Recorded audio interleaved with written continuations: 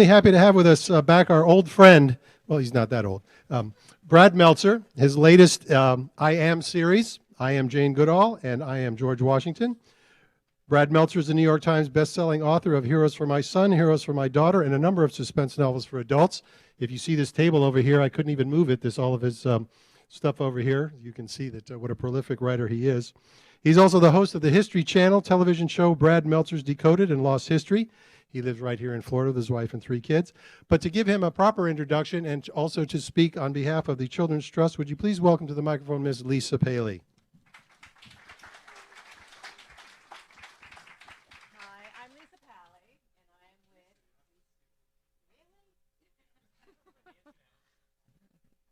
Hi, I'm Lisa Paley, and I am with Read to Learn Books for Free. It's a literacy initiative of Miami Book Fair in partnership with the Children's Trust.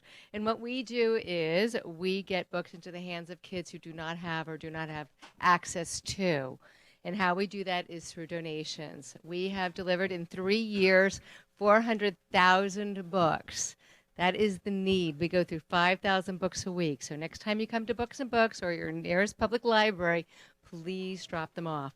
I'm also with Miami Book Fair. Mark your calendars, November 13th through the 20th in downtown Miami at Miami-Dade College, Wolfson campus. Follow us at Miami Book Fair. Thank you.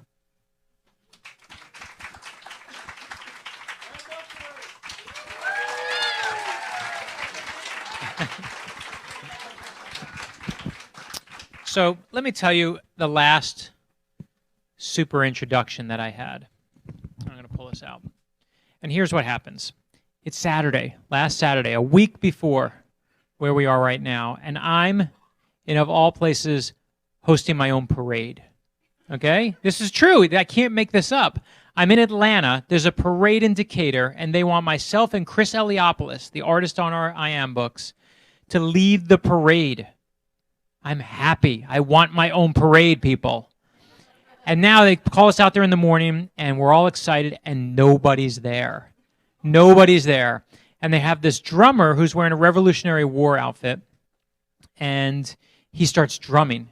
It's like 10 o'clock in the morning, and all these kids, like the Pied Piper, they're coming out of rocks, tables, they're coming everywhere, and they all start coming. And now we have, actually, as he starts marching and we go marching right behind him, we have a parade.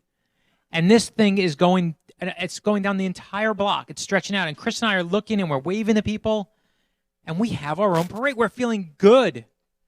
And then what happens is, as we're marching, we realize into the venue. So imagine like the march is coming right into the equivalent of Books and Books. We're like, this is going to be spectacular. We get an instant crowd.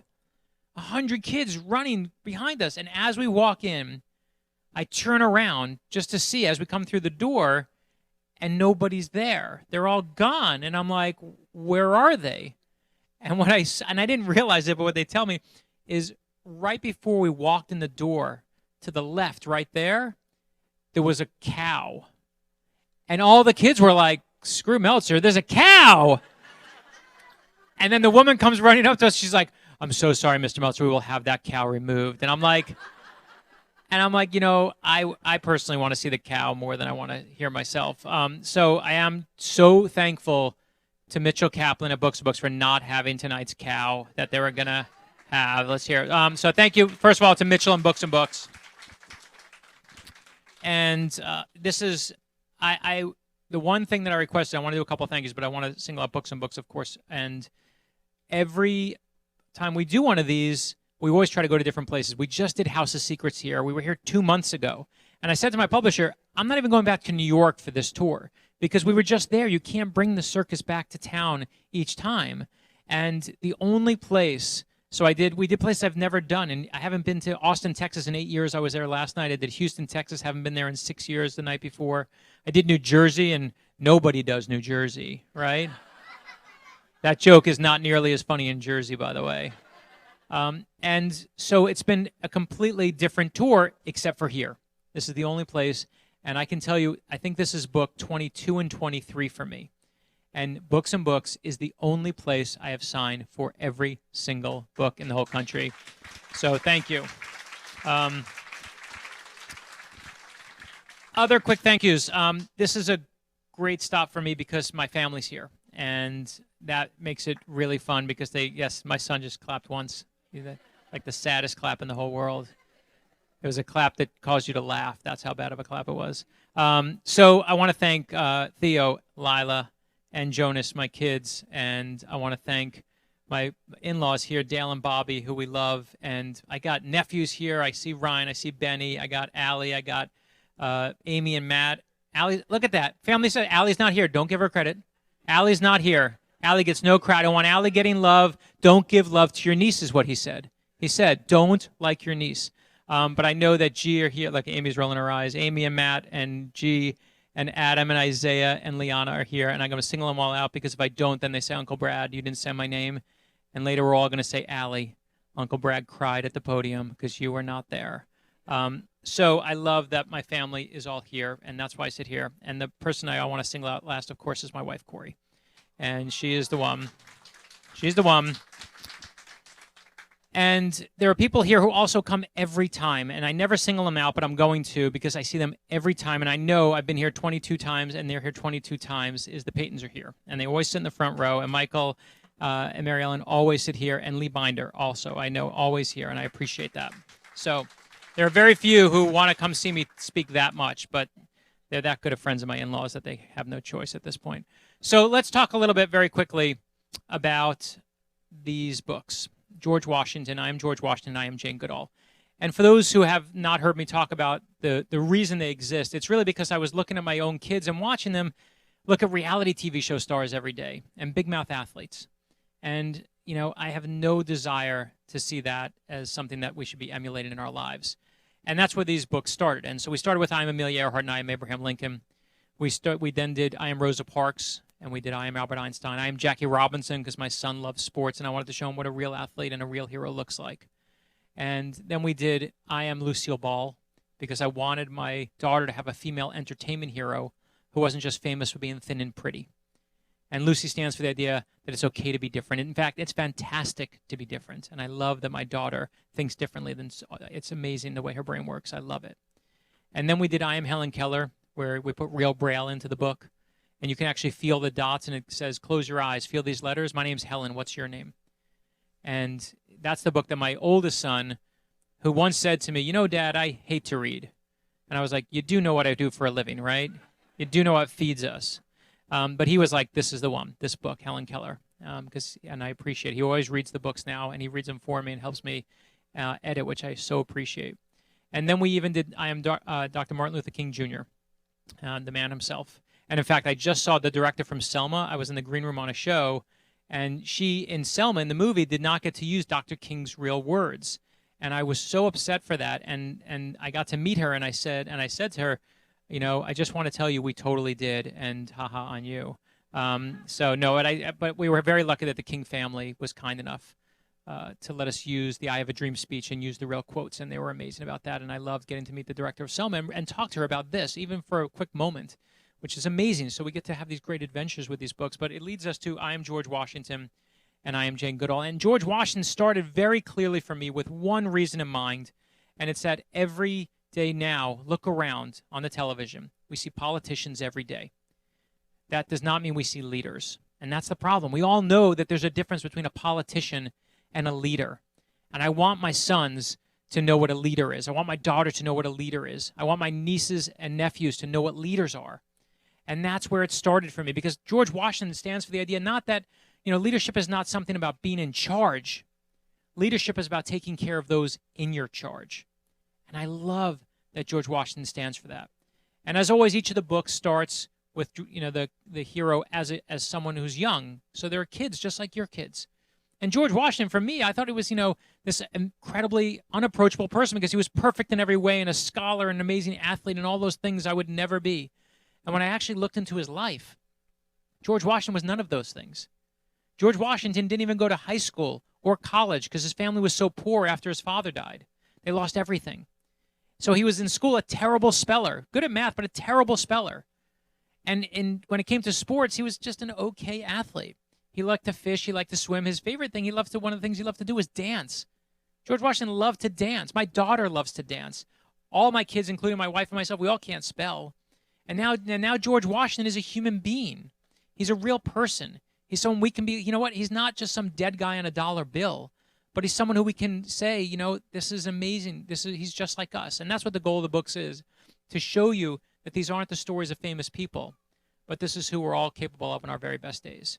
And we have leaders in our family. One of the people I wanted to save is my father-in-law, Bobby Flam, a leader in our family. And I love that I can take this book and I can take people in my life and say, you know what, that's a leader.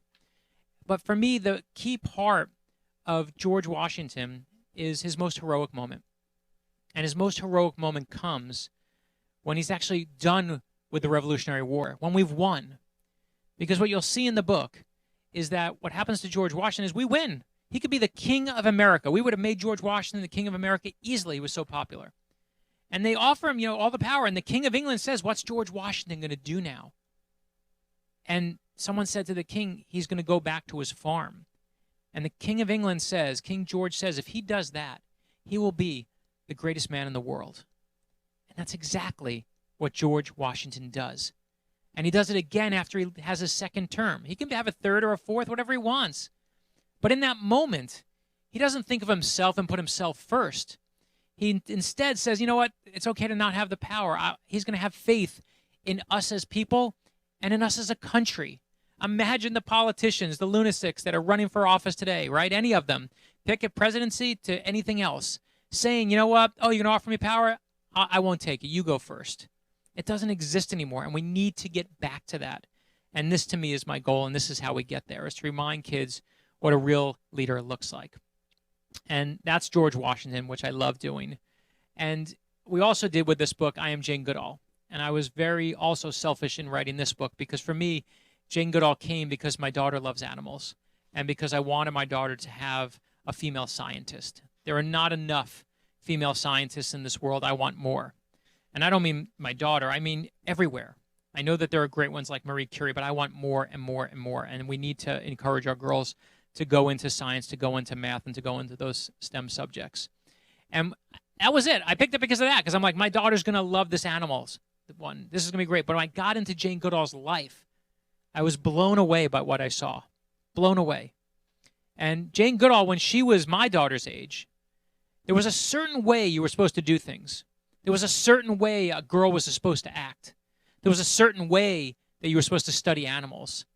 But instead of trusting all those rules, Jane Goodall trusted her gut.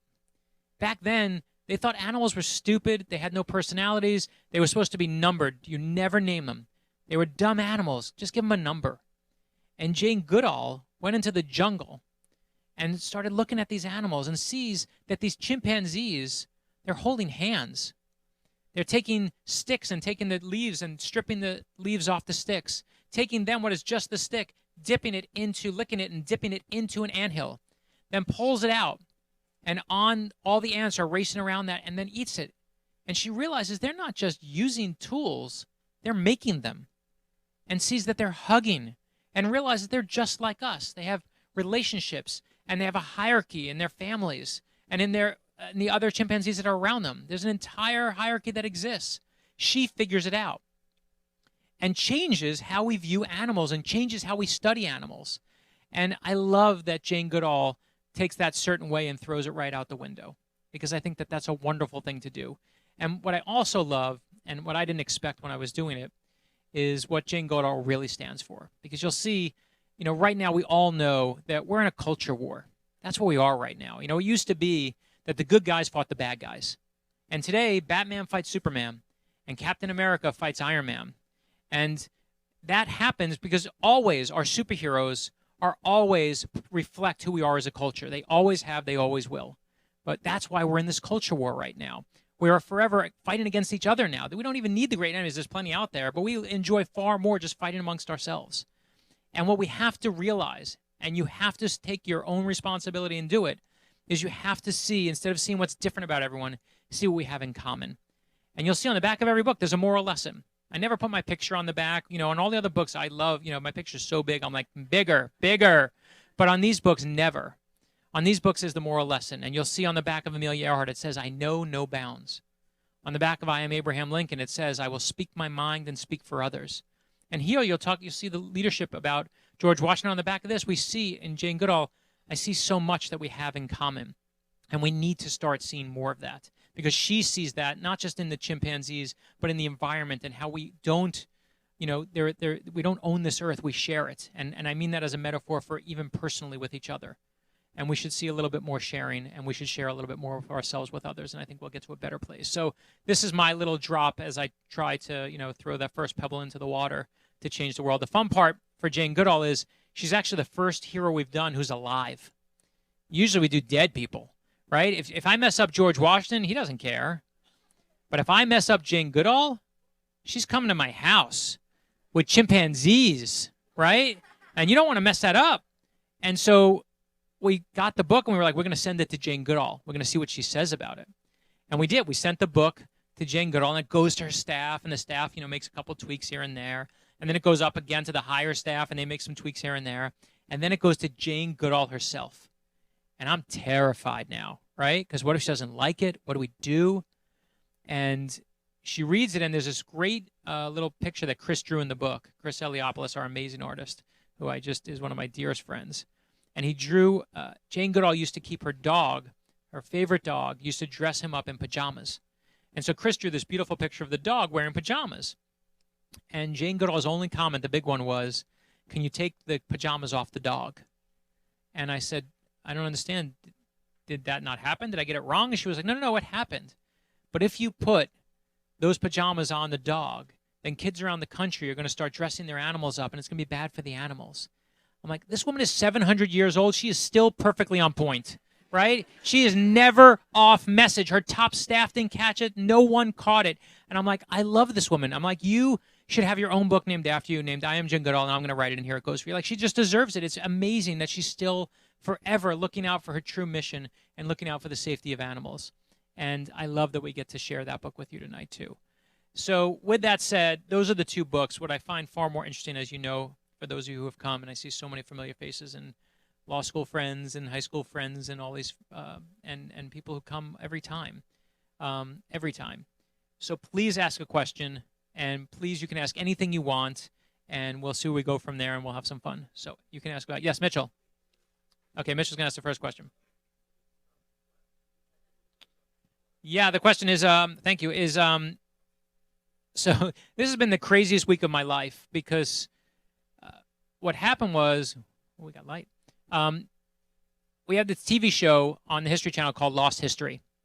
And 2 years ago, when I pitched this show, 2.5 years ago to the History Channel, I said, I have an idea for a TV show. And what we're going to do is what I want to do is I want to tell the stories of lost artifacts that are gone. And we're going to tell America about them, and hopefully they're going to bring them back. We're going to ask for help, ask for a reward, offering a reward, and we're going to get these items back. And we did our first episode. Everyone knows that famous moment from 9/11. Tomorrow is the 15th anniversary of 9/11. That famous photograph of 3 firefighters raising the flag at Ground Zero. And our very first episode, what people didn't realize is that flag was actually missing. It was stolen. No one knew where it was. And I love that story. It's an amazing story. So our first episode of Lost History was the 9/11 flag. And we went on TV, and I said, listen, someone out there has this flag. We told the story. If you know where it is, tell us. Please, America, we need your help, and we'll give you $10,000 if you help us.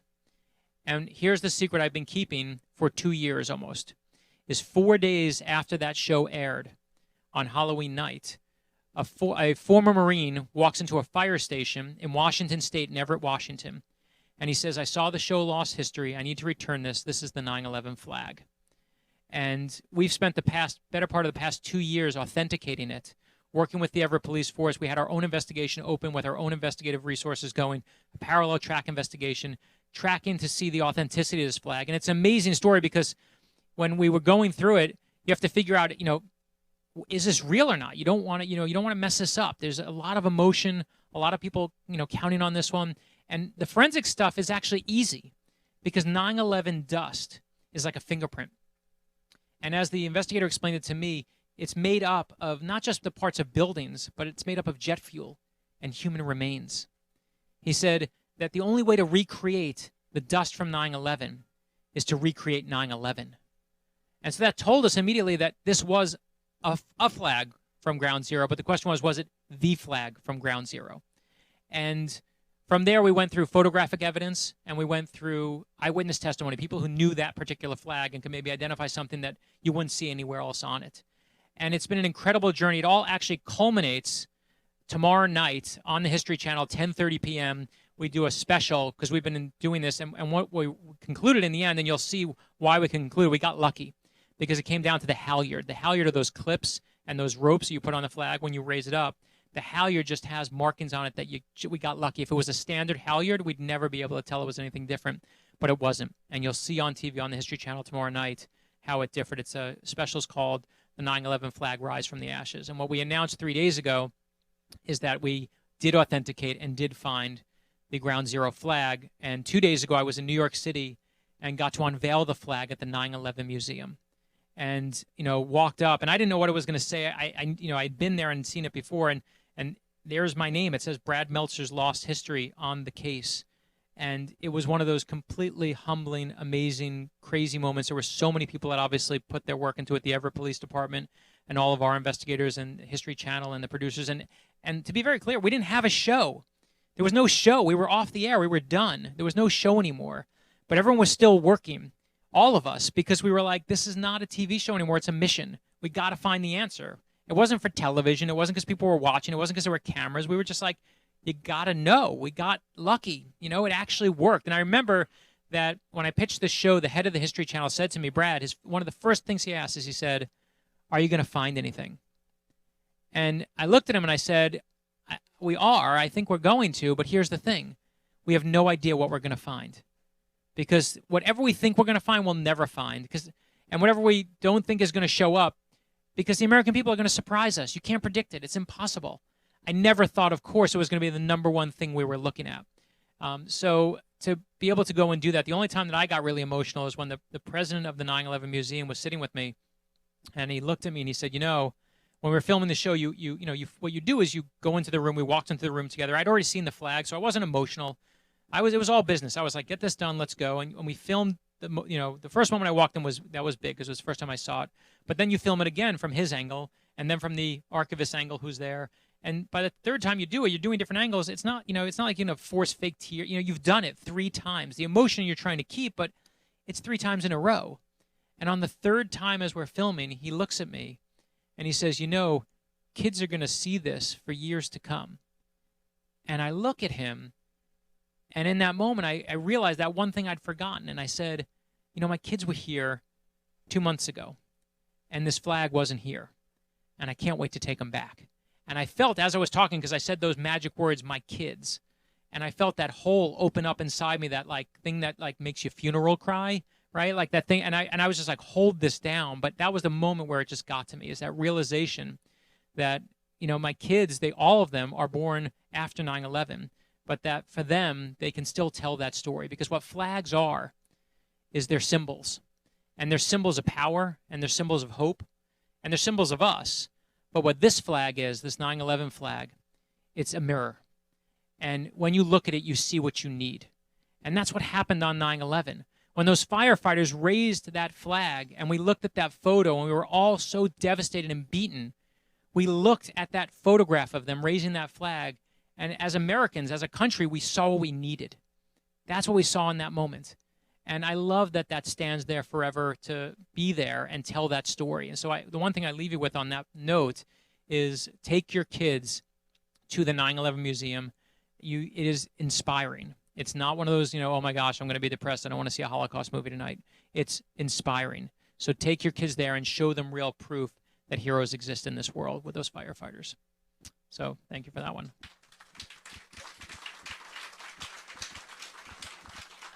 Okay. I got to get one guy in the back. Yeah, what you got?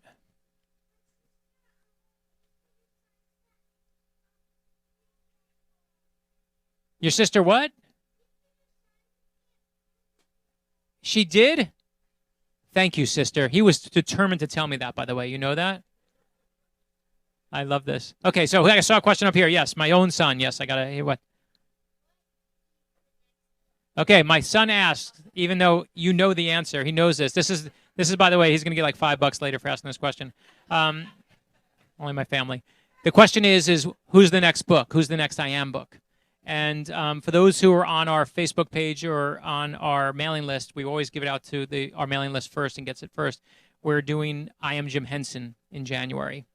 And I will tell you, without exaggeration, this is the greatest, nerdiest book of all time. Like, it is beyond nerd even for us, because usually what we do, when we do all these books, and I was growing up, I love that I get to talk about Abraham Lincoln now, but Abraham Lincoln wasn't my hero growing up. I love him now, but I just didn't know any stories about him. These books like this didn't exist for me. But Jim Henson was a hero to me growing up. There were two people beside my grandfather that were heroes to me growing up, and it was Mr. Rogers and Jim Henson. They embodied everything I cared about in the world. And I've been waiting this entire time to just do this guy. And because to me, what I love is, at the end of every book, I always tell Chris, you know what, we're going to do this big crowd shot, and Jane Goodall, we're going to have Jane Goodall, and we're going to have all the chimpanzees. And make sure you include David Graybeard, who's her favorite one that she was close with, and Dr. Leakey, who was there, and make sure you have that. And we do like the little cast of a dozen people. With this book, I was like, Chris, I want everybody. I want every Muppet. I want Kermit, Miss Piggy. I want Fuzzy. I want Gonzo. I want Animal. I want Ernie. I want Bert. Everyone in Sesame Street. I want Snuffleupagus and Big Bird. I want Fraggle Rock. I want Doozers. I want Emmett Otter's Jug Band Christmas. He's like, you want Sam the Eagle? I want Sam the Eagle. I was like, draw everybody.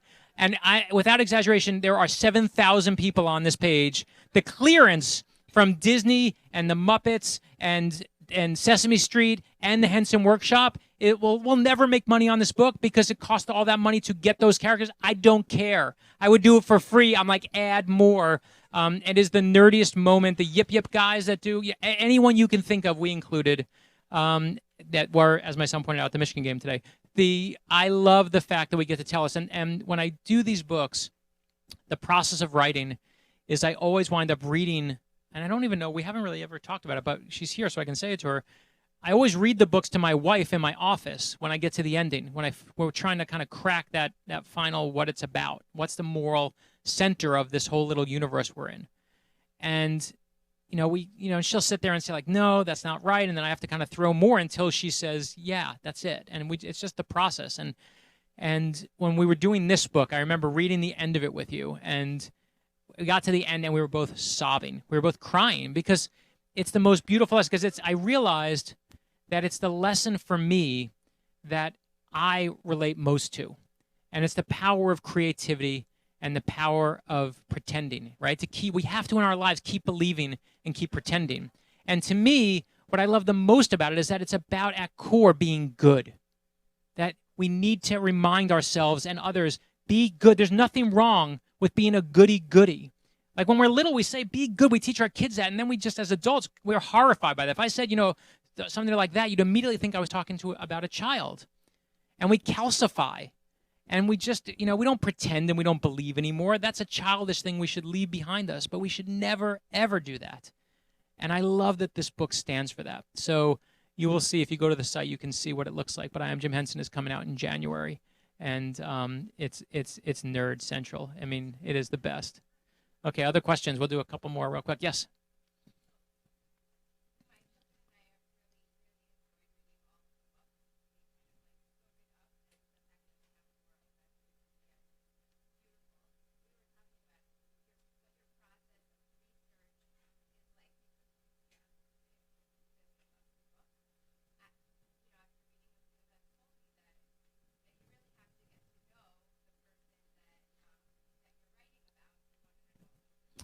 Yeah, question is for Lucia, wants to know, what's the process of writing, actually writing the books and doing the research on these people? And for me, it's interesting. I feel like the only way I can get an entry point into someone is to figure out who they are as a person before I can figure out all these things they did. Because otherwise, they're a walking encyclopedia entry. They mean nothing to me. And when I can look at their lives, and so I really focus so much time on their early lives. And I know that creates its own blind spots in its own ways. But for me, I need to kind of, if I said to any of you, show me and tell me about your childhood, I'll tell you who you are today. I'm not going to be direct on the money because we all change and evolve, hopefully, but I'm going to be close. And I need to kind of crack them. It was very important to me to kind of even just crack down my own barriers. And it's amazing because the more we tell the stories of these famous heroes and the more famous they become, there's the section about their early life before they're famous shrinks and shrinks in every book. And to me, it should only get wider. Obviously, part of that is simply because we're not documenting them before they're famous, and so the documentation, becomes a little bit harder. It's less trustworthy because everyone likes to, make everyone super heroic once they become famous, and then everyone becomes a saint. But when you find those things, it's interesting. And I remember there was this one moment when I was researching Jackie Robinson, and someone was like, I don't like the fact that you put Jackie Robinson gets into a fight and loses his temper when he's a little kid with his neighbor. And he loses his cool. Someone calls him a name, and he loses his temper. They get into a rock fight with an adult. He starts throwing rocks, and another guy starts throwing rocks at each other. And they said, that you're getting Jackie Robinson wrong, and that's not who he was, and that's not how he is. And where'd you get that story? And I knew in my head as soon as they said it where it was coming from, but I went back and looked in my notes and quickly realized, and I knew it, but I had to check, that it was from Jackie Robinson's autobiography. And he was the one who told the story. No one else told the story after that. All the books about him after, you barely see the story. Some you'd see in the good ones. But I always thought in my head that he told that story for a reason. Of all the things he could pick from his life, he didn't cherry pick the best one. He picked one where he looked not so great. And I have to believe in my heart that he puts that in there because it says something about himself, that this is who he was and this is what he had to learn to be and not be anymore. And it's fascinating to me that we really, what we do with these heroes is we put them on pedestals and then we let them calcify and they become objects instead of people. And so to me, the research process is always trying to pull them apart as a person, trying to find that even when they tell their story, because their story, they're going to also, of course, lie about themselves. Everyone wants to look good, but you got to see what they're choosing to tell also tells you about how they view themselves in their own world. So that's where I always start. And it's just a ton of research. And you have to just talk to people. I Am George Washington, when Washington crosses the Delaware, that picture of him on top where he's like, Captain Morgan on the rum. Everyone knows that picture. It's so famous, but that's never happened. And that's not even the boat he was on. And so we went and we called Joseph Ellis. So I know I was telling the story to my friend in the back, but he wrote, one of the great George Washington biographies. And I was like, you know what? Call him up. Call up the people who write these books and get help. So we call the best minds. And the nice part is people take the time to work with us and figure out which flag was here at this point and which was going on at this point and which story is true and which is just total nonsense. So it's a process. Okay, I'll do 2 more questions. Yes, Mitchell has a question too. Go ahead. Yeah. No, this is our dinner date.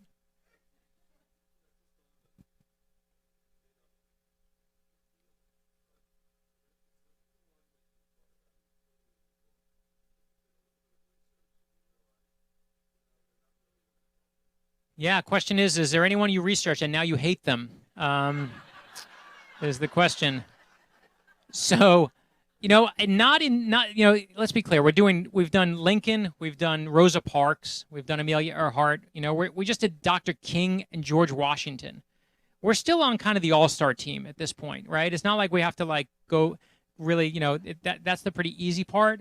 I will tell you that in Heroes for My Son, when we did Heroes for My Son, the book was in galleys, which is, that first draft that comes out and goes to reviewers. And I was proofing it. Literally had the proofs, the pictures in, it was done. And this was 15 years ago at this point. And maybe 12 years ago at this point.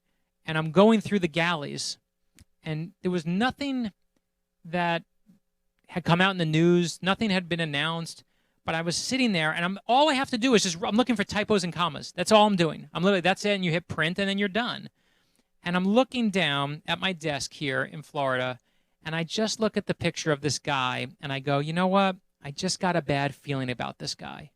I just got a bad feeling, and I was like, maybe we should take Lance Armstrong out of this book. And Lance Armstrong is in the galley and not in the final book. And I can't even tell you why, but I just looked at him, and I was like, he's young and he's alive, and that means you're going to do something stupid eventually. We're all like young and alive. Jane Goodall, I'm not worried about a late night out, taking her top off somewhere. It's going to be okay. But there was something about it. So that was the one that was there and then, magically wasn't. And for no reason. And then it was like a year or 2 later that everything came out, and I was like, wow, I'm so smart.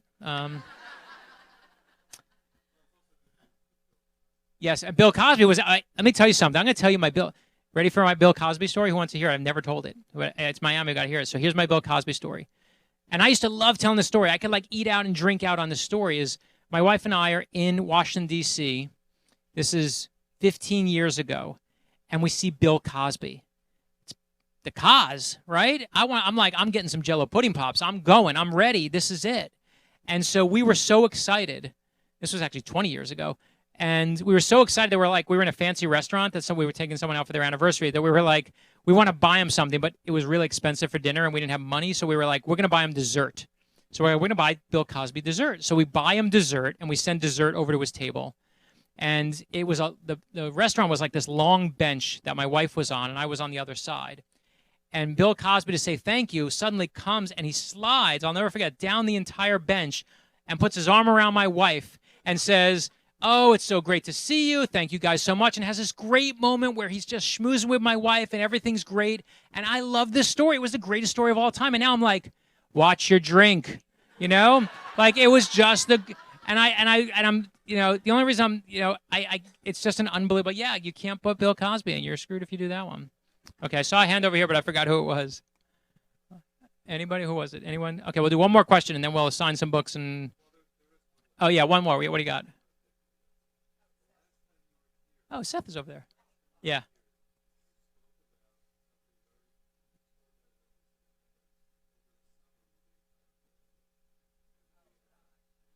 Oh, yes. Okay, so this actually, you know what? It happened the last time. So 2 months ago when I was signing, whoever was here, and I was signing, my wife's phone rang, and she picked it up, and it was a producer. And I hear her scream, and she goes, "Oh my God!" And I'm like, "Oh!" And I'm signing and taking photos, and I thought someone died, and I said, "Is everything okay?" And it was confirmation from the producer that the family was getting on Family Feud. True. And so Corey's family, the Flams, went on Family Feud, and they were. It's already filmed. It's already done. And I'm going to tell you again, without hyper exaggeration, this is going to be the greatest moment of television of all time. I can't reveal. They've signed, they sign all the legal things. They'll get you sued. But it's fantastic. And when you see the answer that comes out of my wife's mouth, I will be like, sweet revenge will be mine. Like I'll be justified in everything I say to you. And I promise you, again, we will tell you when it is. Watch on Facebook and everything else. And I love the fact that Family Feud is going to have the Flams on. And I love the fact even more that I now realize that my mother-in-law is sitting in front of me wearing the top that she's wearing on Family Feud. So stand up, Dale. Let's embarrass you. Look, if you see this top, this is the famous top on Family Feud. You can say you saw the famous top on Family Feud tonight. That's the most famous thing you saw. So it's supposed to be on, they said, by the latest, January or February? Yeah, January or February, they'll be notified by. They film 5 shows in a day. Yes, Steve Harvey, they said, was awesome. I actually am mad and G couldn't go because it's 16 and above to go into Family Feud. And basically, everyone who would watch our kids is playing the feud.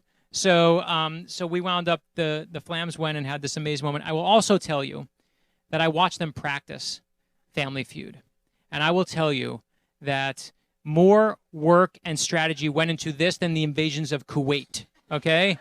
Like, Amy had a spreadsheet, like, with answers that are most likely said on Family Feud with the categories, because that's how her brain works, right? That's why she's married to Matt. She can categorize and be like, oh, it's sex and animals and sports and, husbands and literally, like, if you want to take over the country, that's great. But if you want to win Family Feud, come to our house.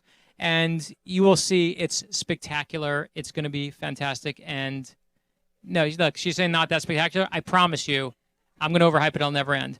Okay, I'm going to ask Paul, my friend Paul from high school, the last question. Yes, and junior high school.